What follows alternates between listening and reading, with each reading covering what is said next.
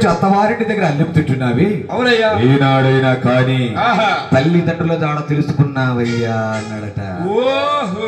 ఆ మాటలు విన్నటువంటి గోపయ్య పరుగు పరుగున తన భార్య వద్దకు వచ్చేమంటూ ఉన్నాడయ్యా.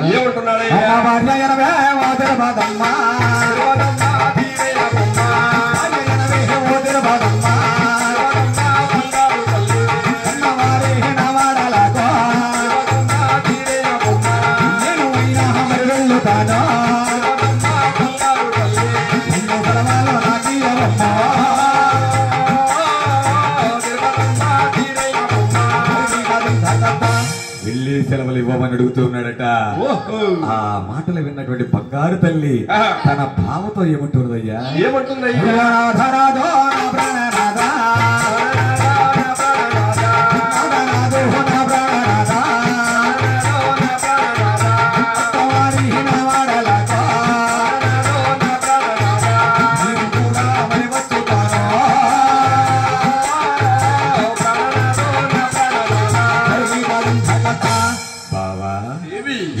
కన్నవారి వాళ్ళకి వెళితే నన్ను నా పుట్టింటి దగ్గర ఉండమంటావా? నేను కూడా నా అత్తవారి వాళ్ళకు వస్తాను బావా అన్నదట. ఆ మాటలు విన్నటువంటి గోపయ్య, దేవి అక్కడ ఊగనా ఉయ్యాలలు లేవు, పట్టణా పట్టమంతాలు లేవు, సంగిలి బలిగుడ్డు కాసుకుంటాం మేము, అలాగే కట్టె పీడులు అమ్ముకుంటాం. తెలిసి తెలిసి ఆ కష్టాల కాపురానికి నిన్ను ఏమని తీసుకెళ్ళగలని అన్నాడట. ఆ మాటలు విన్నటువంటి బంగారు తల్లి, బావా దేవి సిరి సంపదలు భోగభాగ్యములు ఉంటే ఉన్నట్లును, లేకుంటే విడనాడినట్ల భర్త ఎక్కడ ఉంటే భార్య అక్కడ ఉండడమే మన సాంప్రదాయం అంటూ ఉండగా ఆ మాటలు విన్నటువంటి గోపయ్య, దేవి బావా అందుకే అన్నాడు మన పెద్దలు భార్యాభర్త అనుబంధం గురించి ఏమన్నారు తెలుసా? ఏమన్నారు బాబా? చెబుతాను వినిదేవి. కార్యేషు దాసి కరణేషు మంత్రే భోజేషు మాతా శయనేషు రంభా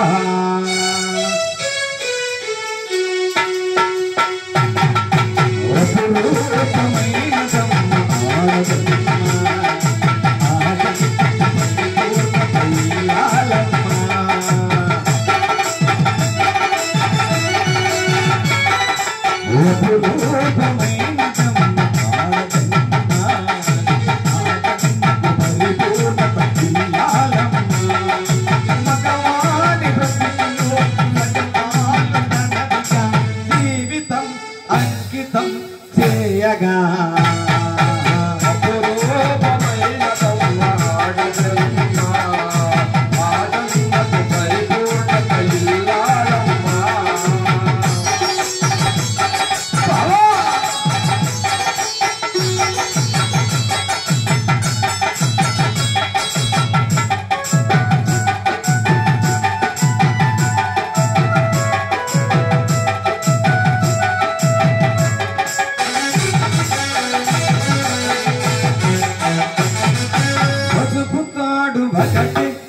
మహాభాగ్యమై బ్రతుకుతోంది పడచి సత్యలోకమై పసిని మంచు కోసం పడేగాతిలో సతిని మించగలరా మరేగాతులు పరిపూర్ణ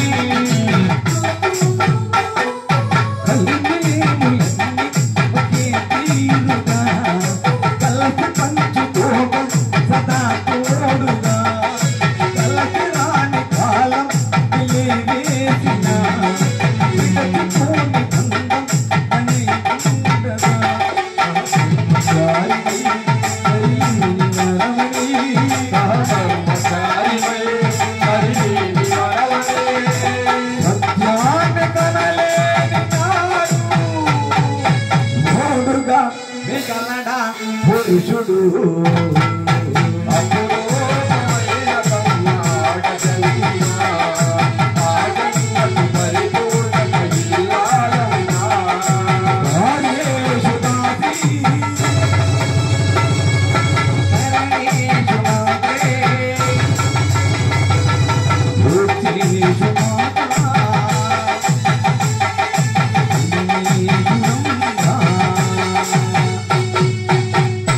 అలా భార్యాభర్తల అనుబంధం గురించి చెబుతూ ఉన్నాడట గోపయ్య.